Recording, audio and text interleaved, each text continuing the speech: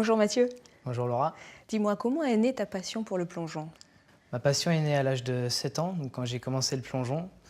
Donc c'est un sport assez particulier où c'est on va dire une recherche de perfection, de faire un geste parfait tout en étant élégant. Donc il faut avoir des qualités physiques et il faut être aussi dans l'esthétisme. Donc voilà, c'est un peu comme ça qu'est née ma passion. Aujourd'hui, tu plonges à quelle hauteur? Alors moi aujourd'hui je plonge à 3 mètres, donc D'accord. avec le plongeoir qui est différent du 10 mètres où c'est une plateforme. Et à 5 ans, on commence à quelle hauteur? Qu'est-ce qu'on fait en fait? Le Alors, premier rapport avec la hauteur, ça se fait bah, comment? quand on commence le plongeon, en fait, on commence déjà par du bord. Mhm. Après, c'est des étapes. On va commencer à faire du 1 mètre, du 3 mètres, du 5 mètres. Moi, personnellement, je suis monté jusqu'à 10 mètres quand j'étais jeune. Et après, on va se spécialiser en fait pour pouvoir faire de la performance dans les compétitions. Donc moi, je me suis spécialisé à 3 mètres parce que je préférais justement cette sensation d'appuyer dans la planche et après de voler dans les airs pour faire plein de rotations. Alors qu'à 10 mètres, c'est que de la chute, on va dire.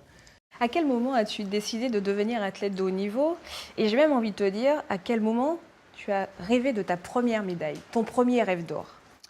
Mon premier rêve d'or, je l'ai rêvé à l'âge de 10 ans, où je me suis dit, bah voilà, pourquoi pas faire des compétitions, parce que je venais de voir les Jeux Olympiques de 2000 à Sydney, donc à cette époque. Et je m'étais dit que c'était à mon tour de vouloir faire ça et d'être le meilleur, me surpasser et de vivre un événement comme celui-là. J'aimerais savoir, que ressens-tu lorsque tu te retrouves tout en haut du plongeon? Qu'est-ce que je ressens? C'est beaucoup d'émotions. C'est déjà, on va dire, il y a un grand silence total quand on est en compétition. On est tout seul sur la planche. On a énormément d'adrénaline. Et ce qui se passe, en fait, c'est que on doit rechercher à faire tout ce qu'on a appris, mais sur un plongeon. Et c'est ça qu'on appelle justement la perfection, rechercher la perfection sur un plongeon. Et c'est beaucoup de remise en question, mais en même temps, faut pas trop, parce que on n'a pas le droit à l'erreur, donc faut pas trop penser non plus. Et on va dire que c'est c'est du one shot, quoi. En 2008, tu as été gravement blessé.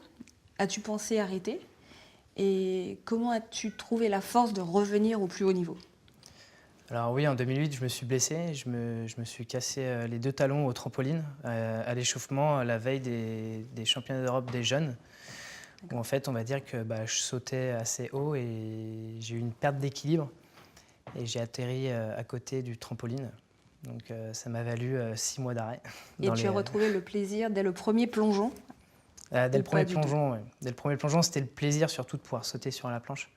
C'était le plaisir de pouvoir sentir on va dire le poids, la planche qui se plie, de se dire je peux encore continuer à faire ça. Alors je sais que tu as une autre passion esthétique. Peux-tu nous en parler un petit peu? J'adore les tatouages parce qu'en fait c'est un côté artistique et c'est fait partie on va dire de moi.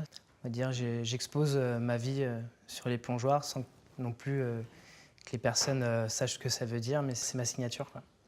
Et si justement tu décroches l'or à Rio, quelles seraient tes premières émotions? Mes premières émotions, si je décroche l'or à Rio, déjà je serais, on va dire, heureux, joyeux, et je pense que ça fera un tatouage en plus. Et, et après ça, Je m'en forcément, doutais. j'irai fêter ça avec mes proches, ma famille, mes amis. Donc on dit alors?